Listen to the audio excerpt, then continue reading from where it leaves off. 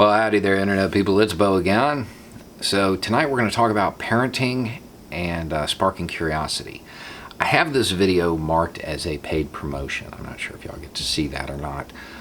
I don't know that that's accurate in any legal sense, but there was a bizarre chain of events I feel like I should disclose.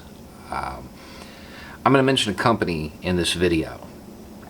I've spoken highly of this company in the past. I'm sure I will speak highly of this company in the future. I'm a customer of this company. The decision to make this video was made weeks ago. However, because the world caught fire, I didn't have time to make it. In the meantime, that same company sent me an educational sample. So I feel like I should disclose that. There's no deal where they're like, hey, we're going to send you this, make a video about us, or anything along those lines. There's no advertised relationship.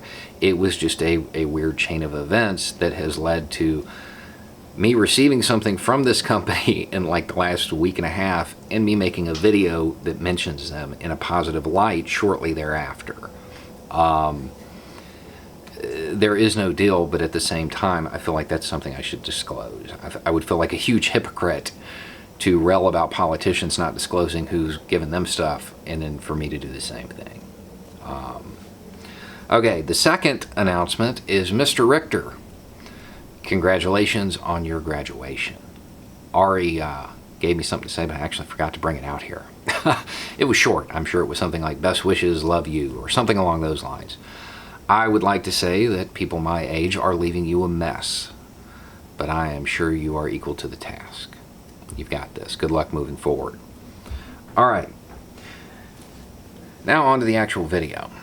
I get asked about my parenting style or for parenting advice pretty often because I have a whole bunch of kids. The reason I don't really ever give it is because I have a whole bunch of kids. They're all different. I don't think that most parenting advice is very sound, because I know among my kids you would get different advice for each one. So I can't see how the advice I would have in any specific way would be real helpful. What I can say is there are two things that I try to do with all of my kids. The first is to give them a moral compass, teach them right from wrong. That seems like it should go without saying. The second is I try to instill and provoke curiosity. Because if you do that, the battles later in life about education and all that stuff, they're a whole lot easier because they're going to educate themselves. They'll also be happier because they'll have interests that they enjoy. They may even find a career that they love, you know. Now, the problem is, how do you spark that curiosity? It's different. Diversity of tactics. My eldest, Minecraft. It was a video game called Minecraft. It's like Legos inside a video game, kind of. He started playing it when he was young. And so much so that I was kind of, I thought it was a little weird, to be honest. But I saw him reading books about geology and architecture. Play your video game, dude. Whatever provokes your curiosity. My 5-year-old, he loves dinosaurs. Absolutely. But on some level, I think he always thought that they were like big monsters. They never really seemed real when he would talk about them, even though we'd taken him to museums and he'd seen, the fossils. Recently, I had an anniversary with my wife. A long time ago, she told me she never expected me to give her the moon. She wanted me to be here on Earth with her. Really sweet, right? I found a company that sells necklaces that has lunar material in them. Gave her the moon. This same company sold Moses teeth, and I ordered one for my son at the time. And the moment I put that thing in his hand and it became real, tangible, something he could touch, you could see his whole attitude towards it change as he's studying this thing in his hand. It requires different techniques. With my eldest, it was all in his head. It was all imaginary. it was Minecraft, it was reading, you know. With my 5-year-old, it took physically touching it to get that spark. The company I ordered it from is the company I was talking about earlier. It's called Mini Museum. The funny thing is, the thing that they sent me is like the exact opposite of what I was just talking about. They sell these, which I don't know if you can see that, if it's in focus or not. But basically, this is a collection of a bunch of small samples, everything from an SR-71 to a piece of Alcatraz to a piece of the Enigma, all kinds of cool little stuff in it.